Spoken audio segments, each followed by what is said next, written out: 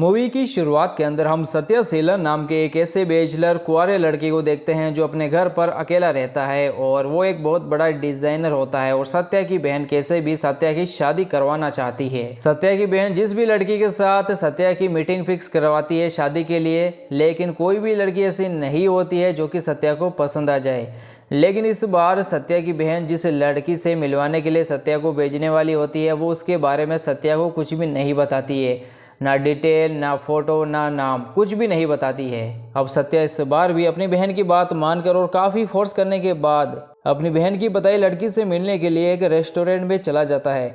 अब सत्या जिस लड़की से मिलने जाता है उस लड़की का नाम मोनिशा होता है, जो एक बहुत बड़ी सोशल मीडिया इन्फ्लुएंसर है जिसके सोशल मीडिया पर मिलियंस में फॉलोअर्स है। अब जब सत्या और मोनिशा मिलते हैं तो ये पहले तो वो जनरल बात करते हैं, नॉर्मल एक दूसरे के बारे में जानते हैं। हालांकि बातों ही बातों में मोनिशा को ये पता चलता है कि सत्या तो उसकी स्कूल में उसका सीनियर रह चुका है, लेकिन इस बारे में सत्या को कुछ भी पता नहीं होता है क्योंकि उसके स्कूल के अंदर सत्या ने मोनिशा को कभी देखा ही नहीं। लेकिन मोनिशा ने सत्या को देखा था, यानी कि मोनिशा सत्या को पहले से ही जानती है। अब सत्या स्कूल के दिनों को याद करते हुए मोनिशा के कहने पर अपनी कहानी, अपनी लव स्टोरी बताना शुरू कर देता है कि कैसे वो अपने स्कूल के अंदर अनीशा नाम की एक लड़की से बहुत प्यार करता था। अनीशा उसकी स्कूल के अंदर क्रश थी। सत्या बताता है कि स्कूल के अंदर दिनेश नाम का लड़का उसका क्लोज फ्रेंड था, लेकिन अनीशा के लिए उसका प्यार एक तरफा ही रह गया था। सत्या अनीशा को इतना चाहता था कि जब एक दिन क्लास के अंदर अनीशा नहीं आई थी, वो एब्सेंट थी, तब वो एग्ज़ाम के अंदर अनीशा के एब्सेंट रहने की वजह से सत्या का पूरा ही मूड ख़राब हो गया और उसने एग्ज़ाम के अंदर पेपर के अंदर कुछ भी नहीं लिखा, खाली छोड़ दिया। हालांकि सत्या अनीशा के बर्थडे पर, उसके जन्मदिन पर अपनी फीलिंग्स, अपने दिल की बात उसे बताने वाला था, लेकिन वो ऐसा नहीं कर पाया क्योंकि वो काफ़ी ज़्यादा घबराता था, डरता था। अनीशा के सामने उसकी बोलती बंद हो जाती थी, वो उसके सामने कुछ बोल ही नहीं पाता था। और फिर बाद में स्कूल के एनुअल डे पर उसने डिसाइड किया कि आज तो वो अनीशा को अपने दिल की बात बता ही देगा। लेकिन जब इस बारे में उसने दिनेश को बताया तो दिनेश ने उसे बताया कि वो और अनीशा एक दूसरे से प्यार करते हैं, वो रिलेशन में है। और ऐसा सुनने के बाद सत्या की तो पूरी दुनिया ही पलट गई। उसे अपने दोस्त दिनेश पर बहुत गुस्सा आया क्योंकि दोस्त ही गद्दार निकला।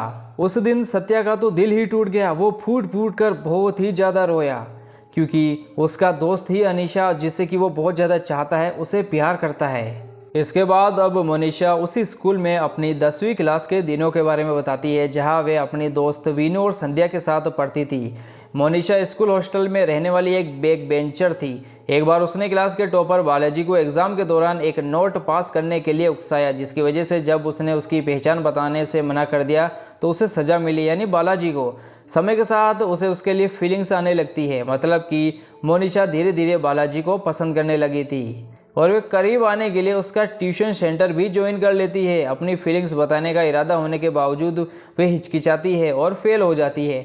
बाद में एक घटना उनके रिश्ते को ख़राब कर देती है जब मोनिशा के अपने दोस्तों को बताने से हुई एक गलतफहमी की वजह से क्लासमेट बालाजी का मजाक उड़ाते हैं। दुखी और फिर गुस्से में वह उससे दूरी बना लेता है। एकेडमिक साल ख़त्म होने से पहले मोनिशा उसे एक स्लैम बुक देकर सुलह करने की कोशिश करती है, लेकिन हालात ऐसे बन जाते हैं कि वो एक ही नहीं हो पाते हैं। अब सत्या भी अपनी लव स्टोरी, अपनी कहानी बता देता है और मोनिशा भी, लेकिन मोनिशा सत्या को सजेशन देती है कि वो एक दूसरे के साथ कमिट करने से पहले उन्हें अपने पिछले रिलेशन को ख़त्म करना चाहिए। दरअसल मोनिशा चाहती है कि उनके पास्ट से उन्हें क्लोजर मिलना चाहिए। उनके पास्ट में जो कुछ भी उनके साथ हुआ, जो बातें अभी तक उनके दिल के अंदर है, उनके जहन के अंदर दबी हुई है, वो उन्हें बाहर निकालनी चाहिए, तभी जाकर उन्हें सुकून मिलेगा। सत्या और मोनिशा दोनों को ही शादी का फैसला करने से पहले दोनों को अपने अपने स्कूल के क्रश को ढूंढना चाहिए और उनसे वो बातें कहनी चाहिए जो वे उस वक्त नहीं कह पाए थे, ताकि वे अपने अतीत से पूरी तरीके से मुक्त हो सके। अब सत्या और मोनिशा डिसाइड करते हैं कि वे एक दूसरे की मदद करेंगे ताकि वे अपने पुराने क्रश को ढूंढ सके और कम से कम एक बार अपनी फीलिंग्स को, अपनी भावनाओं को बाहर ला सके, इजहार कर सके। अब वैसे ये प्लान मोनिशा का होता है। सत्या इस प्लान में कोई इंटरेस्ट नहीं ले रहा होता है, लेकिन अब मोनिशा इस प्लान को आगे बढ़ाने के लिए सत्या के साथ उसके घर पर ही रहना शुरू कर देती है और ये पता लगाना शुरू कर देती है कि अभी सत्या की क्रश अनीशा कहाँ पर है। लेकिन सत्या तो अब मोनिशा पर पूरी तरीके से लट्टू हो जाता है। वो अब मोनिशा से प्यार कर बैठता है क्योंकि ये साथ में ही रह रहे होते हैं, साथ में घूम रहे होते हैं, एक दूसरे से बात कर रहे होते हैं, खाना भी साथ में बना रहे होते हैं, साथ में खा रहे होते हैं। इस वजह से सत्या अब मोनिशा की तरफ काफ़ी ज़्यादा अट्रैक्ट हो जाता है। लेकिन मोनिशा अभी तो सत्या से दूरी बनाकर ही रखती है। अब सत्या इस प्लान में ज़्यादा इंटरेस्ट नहीं दिखा रहा होता है, ना ही वो कुछ काम कर रहा होता है। इस वजह से मोनिशा को एक दिन उस पर काफ़ी ज़्यादा गुस्सा आ जाता है।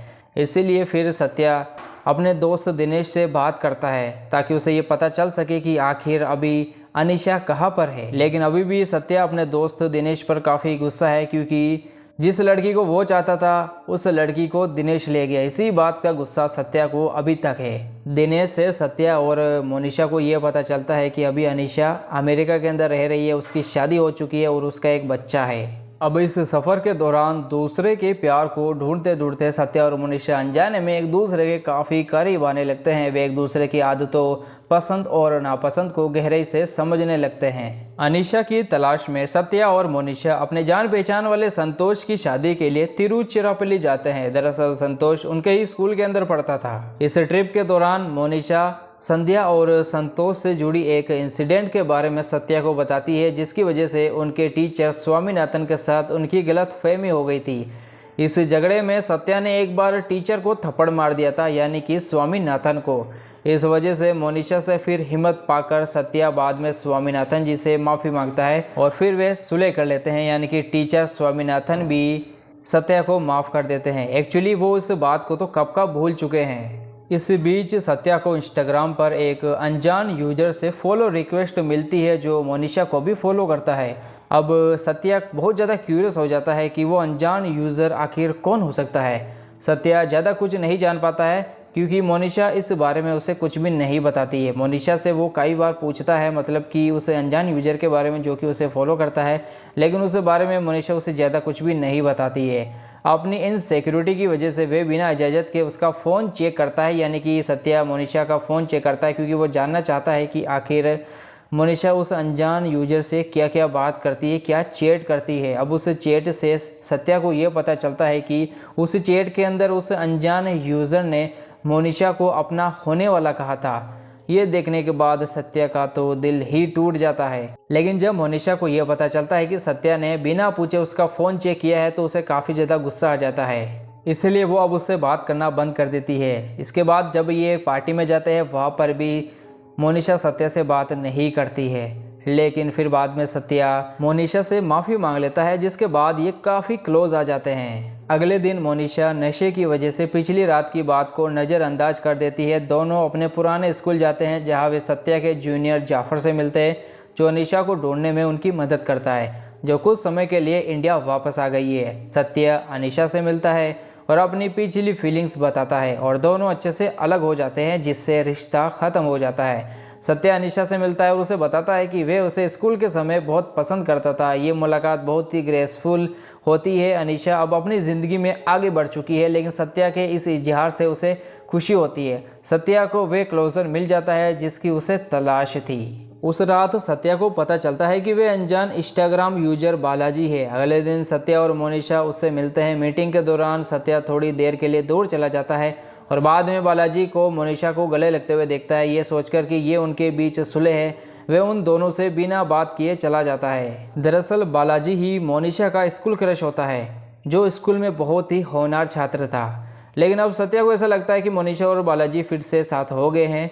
सत्या बालाजी और मोनिशा को एक साथ गले मिलते देख लेता है। इसी वजह से वो गलतफहमी का शिकार हो जाता है और वहाँ से बिना कुछ कहे ही चला जाता है और दुखी होकर शराब पीने लगता है। फुल टल्ली हो जाता है, दिल टूट जाता है सत्या के। इस वजह से वो इतनी ज़्यादा शराब पी लेता है कि नशे के अंदर वो उसके दोस्त दिनेश, यहाँ तक कि जाफ़र, संतोष, अनीशा और सत्या सभी को अपने घर पर बुला लेता है और इकट्ठा कर लेता है, क्योंकि उन्होंने शराब के नशे के अंदर सभी को ये कहा था कि वो सुसाइड करने वाला है, आत्महत्या करने वाला है। लेकिन बालाजी भी वहाँ आता है और ये बताता है कि उसने मोनिशा को अपनी फीलिंग्स बताई थी, लेकिन उसने ये कहते हुए मना कर दिया कि अब वे उसकी फीलिंग्स को समझती नहीं है और सत्या के साथ रहना चाहती है, क्योंकि बालाजी सिर्फ उसका स्कूल के अंदर क्रश था। अभी तो वो सत्या को पसंद करती है, उससे प्यार करने लगी है और उसके साथ ही रहना चाहती है। अपनी गलतफहमी का एहसास होने पर सत्या मोनिशा से मिलने के लिए दौड़ता है।